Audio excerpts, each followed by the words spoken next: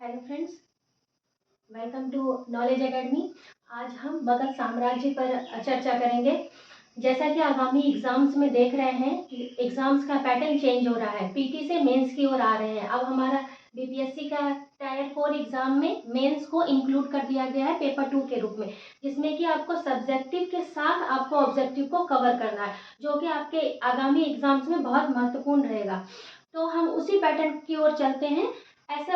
इस तरह से आप तैयारी कीजिए कि ऑब्जेक्टिव को भी कवर करें और आपका कमांड सब्जेक्टिव पर भी हो। आप लिखने भी सीखें कि कैसे किसी टॉपिक पर हम कुछ उसके इंट्रोडक्शन को दे करके लिख सकते हैं। तो आइए हम चलते हैं मगध साम्राज्य की ओर। आज का हमारा टॉपिक, आज का सेशन हमारा मगध साम्राज्य है। आई होप आज आपका मगध साम्राज्य मैं कंप्लीट कर दूंगी और ये आपको एग्जाम्स में बहुत मदद करेगा। तो चलिए इसके विषय में थोड़ा सा इंट्रोडक्शन देते हैं कि मगध साम्राज्य 16 महाजनपदों में से एक मगध साम्राज्य। इसका सर्वोच्च शक्ति, इसका स्थान एक महत्वपूर्ण स्थान रखता है प्राचीन भारत की इतिहास में। इसने उत्तर भारत में अपना सर्वश्रेष्ठ स्थान रखा। उत्तर भारत के उस समय के जितने साम्राज्य थे उसमें मगध साम्राज्य का बहुत इंपॉर्टेंस है। मगध साम्राज्य में बहुत सारे वंश आए, इनमें महत्वपूर्ण 4 वंश आए थे, जैसे हर्यक वंश, आपका शिशुनाग वंश, नंद वंश और मौर्य वंश। इन चारों शासकों ने मगध को एक उसके राजनीतिक, उसके प्रशासनिक एवं उसके आर्थिक स्थिति को एक रूपरेखा के अनुसार उसके साम्राज्य का विस्तार किया। एक अलग ही इसकी पहचान दिलाई वैश्विक स्तर पर भी और हमारे भारतीय जगत पर भी। तो आइए अब इसके विषय में हम जो डायरेक्ट आपके एग्जाम्स में आते हैं उसको देखते हुए कुछ इंपॉर्टेंस कंटेंट पर आज हम चर्चा करते हैं। तो देखिए, मगध साम्राज्य में एक महत्वपूर्ण एक वंश के रूप में आप कह सकते हैं कि हर्यक वंश का शासन था। तो हर्यक वंश के शासन में बिंबिसार कौन थे? हर्यक वंश का संस्थापक हुए। हर्यक वंश के संस्थापक बिंबिसार। तो हम कह सकते हैं कि हर्यक वंश का संस्थापक बिंबिसार गद्दी पर कब बैठे थे? तो 544 ईस्वी पूर्व में वो गद्दी पर बैठे थे।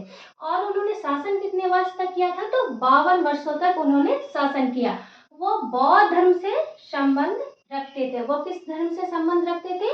तो बौद्ध धर्म से संबंध रखते थे। आप इसको इस तरह से नॉर्मल तरीके से याद कर सकते हैं। बहुत जगह कंफ्यूजन होती है कि बिंबिसार जैन धर्म के थे या बौद्ध धर्म के। तो इससे आपका रिलेशन मैं आपको बना देती हूँ कि बौद्ध से बिंबिसार है और बौद्ध से बौद्ध है। तो आप उसको ऐसे याद कर सकते हैं कि बिंबिसार किस धर्म से संबंध रखते थे? तो बौद्ध धर्म से। उसके बाद महात्मा बुद्ध भी बौद्ध से ही आ जाते हैं। तो आप ये देख लीजिए कि इन्होंने क्या किया था। महात्मा बुद्ध की सेवा के लिए उनके समकालीन जो वैद्य थे उन्होंने भेजा था। तो जीवक वैद्य थे, उन्होंने महात्मा गांधी के समकालीन भेजा था। इन्होंने राजधानी कहाँ रखी थी? तो राजगीर में, क्योंकि यहाँ से ही मगध साम्राज्य का समझ लीजिए उदय हुआ, विकास हुआ। यही क्षेत्र जो है मेन है उस टाइम के लिए।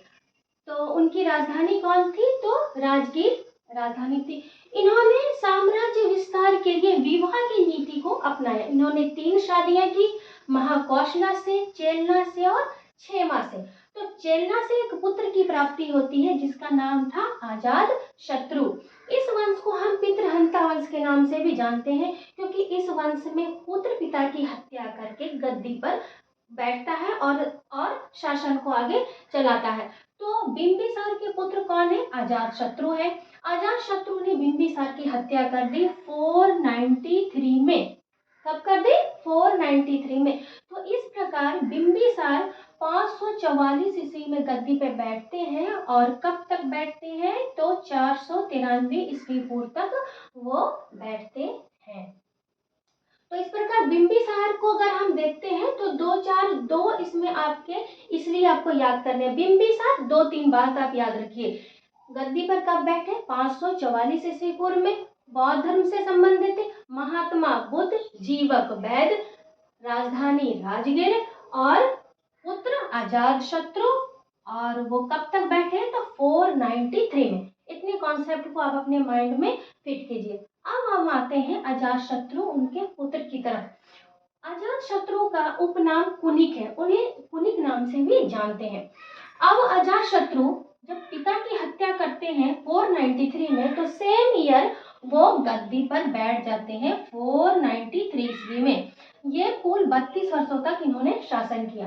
इसके मंत्री जो थे वो वर्षकार थे, इनके मंत्री वर्षकार थे।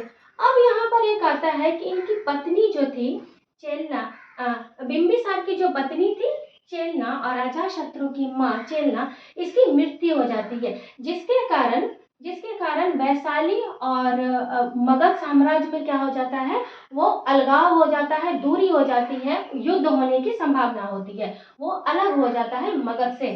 लेकिन अजातशत्रु वैशाली को जीत करके पुनः मगध साम्राज्य में उसे सम्मिलित करते हैं। वैशाली को इन्होंने जीत लिया। लेकिन यहाँ पर एक बात है, इन्होंने राजधानी चेंज नहीं की, राजधानी सेम ही है। जिस टाइम बिंबिसार थे उस टाइम भी राजधानी राजगीर ही थी, और अजातशत्रु के टाइम में भी राजधानी आपकी राजगीर ही है। अब आते हैं, अब इन्होंने क्या क्या किया है, तो इस टाइम क्या हो गया, अजातशत्रु के आते आते महात्मा बुद्ध का निर्वाण हो चुका था, उन्होंने देह को त्याग दिया था। अब उन्होंने क्या किया, बुद्ध क्योंकि पिता कौन से धर्म से संबंधित है, उन्होंने बौद्ध धर्म से वो संबंधित है, तो बौद्ध धर्म के विकास के लिए उन्होंने अपने शासनकाल में प्रथम बौद्ध सभा का आयोजन करवाया।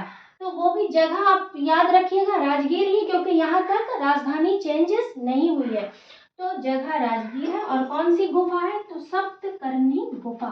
कौन सी गुफा है, सप्तकर्णी गुफा। अब कोई भी जब सभा होती है तो उसके चेयरपर्सन होते हैं, तो इसके अध्यक्ष कौन थे, महाकश्यप चेयरपर्सन थे। और ये कब हुआ था, तो जब अजातशत्रु गद्दी पे बैठे थे 493 में, उसके 10 वर्ष के बाद हुआ था 483 में। यहाँ पर हमारा ईसा पूर्व है, इसीलिए हमारा डिसेंडिंग ऑर्डर वर्क करता है, तो 10 वर्ष के बाद का मतलब हो जाता है 483। तो आप इसको इस तरह से याद रखिएगा कि अजातशत्रु 493 में गद्दी पर बैठे और 10 वर्ष के बाद यानी कि 483 में उसने प्रथम बौद्ध सभा करवाई थी। बाद में इन्हें क्या हो गया, जैन धर्म से भी ये क्या हो गए, थोड़े उसके उस तरफ भी इनका ध्यान चला गया। अब आते हैं, क्योंकि ये हम जानते हैं कि पितृहंता वंश है, इसमें पुत्र पिता की हत्या करके साम्राज्य को आगे बढ़ाते हैं। तो इसके जो पुत्र थे वो कौन है, उदयन, इसके पुत्र उदयन। इन्होंने भी अजातशत्रु अपने पिता की हत्या कर दी। कब हत्या कर दी, तो 461 में, और 461 में ही ये गद्दी पर बैठ गए। अब इन्होंने क्या किया, एक महत्वपूर्ण क्वेश्चन यहाँ से आता है कि मगध साम्राज्य में पाटलिपुत्र जो चेंजेस किए थे मगध साम्राज्य में, जो हर्यक वंश में किए थे, वो कौन किए थे, उदयन। इन्होंने ही पहला क्या किया, राजधानी को चेंज किया। हमारा जो चल रहा था पिता और पुत्र, वो 2 सीक्वेंस जो है, हमारी राजधानी राजगीर थी। उसके बाद उदयन जब आए तब चेंजेस आए। आप इस बात को बिल्कुल याद रखिएगा, जब उदयन आए तब राजगीर से राजधानी बदल करके पाटलिपुत्र हो गई। जब राजधानी बदल गई, पाटलिपुत्र हो गई, और इन्होंने क्या किया, अपना धर्म में भी बौद्ध धर्म को नहीं अपनाया, इन्होंने जैन धर्म को अपनाया। ये किससे संबंध रखने लगे, जैन धर्म से संबंधित थे। अब यहाँ तक बौद्ध धर्म था, अब ये आ गए जैन धर्म। तो उदयन जब आए तो उसमें 2 चीज चेंजेस आ गए, उन्होंने राजधानी चेंज किया, फर्स्ट पाटलिपुत्र लाया, और दूसरा उन्होंने जैन धर्म को अपनाया। अब देखिए, इसका संबंध चूंकि इनके दादा और पिता बौद्ध धर्म से संबंधित रहते थे, तो बौद्ध ग्रंथ में और ये जैन धर्म से संबंधित रहते थे, तो जैन ग्रंथ में इन्हें पितृहंता कहा है कि इसने पिता की हत्या करके अपना गद्दी लिया है। तो उदयन में देखिए ज्यादा कुछ नहीं है, आप ना शॉर्ट को याद रखिए कि मेन टॉपिक क्या है। तो आप याद रखिए, उदयन में 2-3 टॉपिक है। गद्दी पर बैठे 461 ईस्वी में, उन्होंने ही पाटलिपुत्र चेंज किया, उनके दादा और पिता ने चेंजेस नहीं की, वो क्या थे, राजगीर ही थी। इन्होंने चेंज किया और इन्होंने जैन धर्म को अपनाया। अब आते हैं अब इसके अंतिम शासक नाग दशक की ओर। इनमें ज्यादा कुछ है नहीं, बस इसके पुत्र थे, अंतिम शासक थे, और सुंग सुंग नाग जो था वो उसकी हत्या करके 412 ईस्वी में हत्या करके सुंग नाग वंश की स्थापना की। तो यहाँ तक हमारा क्या है, हर्यक वंश था। अब हम आते हैं ये सुंग नाग वंश की ओर, इसके अगले वंश में। इन्होंने क्या किया, सुंग नाग वंश जब इसको हत्या करके गद्दी पर बैठा तो सबसे पहले इन्होंने क्या किया, इन्होंने राजधानी चेंज कर दी, इन्होंने राजधानी चेंज कर दी। अब राजधानी हमारी वैशाली हो गई है। अब जब जब हमारा, आप एक चीज और देखिए कि हर्यक वंश में एक बार राजधानी चेंज हुई। कब हुई, तो उदयन के समय पाटलिपुत्र में एक बार राजधानी चेंज हो गई। और अब क्या है, ये शिशुनाग वंश, इन्होंने राजधानी को कहाँ चेंजेस कर दिए, तो वैशाली में चेंज कर दिया। आप ये बिल्कुल याद रखिएगा कि जब शिशुनाग वंश का जो न्यू वंश हमारा आया शिशुनाग, उसने सबसे पहले वैशाली को राजधानी बनाया। अब आते हैं शिशुनाग वंश का जो अगला उत्तराधिकारी था कालाशोक। अब यहाँ पर आप देखिए कालाशोक के विषय में, कालाशोक ने क्या किया, सेम सेम थिंग्स उसने दोहराया अपने अपने पिता के जैसे, कि उसने भी राजधानी को पुनः चेंज करके पाटलिपुत्र कर दिया। तो यहाँ पर आप याद रखिएगा, उदयन के समय पाटलिपुत्र हो गया, उसके बाद वैशाली और पुनः पाटलिपुत्र, कालाशोक के समय पाटलिपुत्र। और इसका जो इसके जो अंतिम जो शासक थे, राजा थे या कह सकते हैं, वो कौन थे, तो नंदीवर्धन थे। इनको हरा करके नंद वंश का उदय हुआ। और वो किसने किए थे इसका संस्थापक, तो महापद्म नंद थे।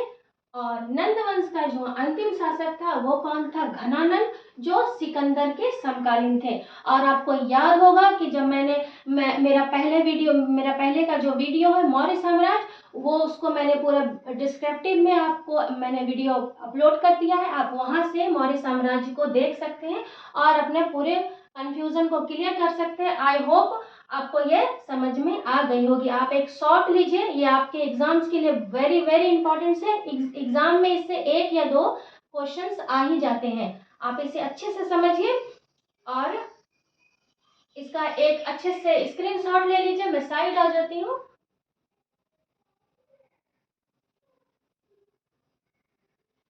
Thank you for watching me and आप शेयर करें, लाइक करें, कमेंट करें मेरे चैनल को। आई होप मैं आपको यूं ही आपके लिए इम्पोर्टेंट से वीडियो लाऊंगी। फिर मिलेंगे नेक्स्ट वीडियो में। Thank you, bye bye.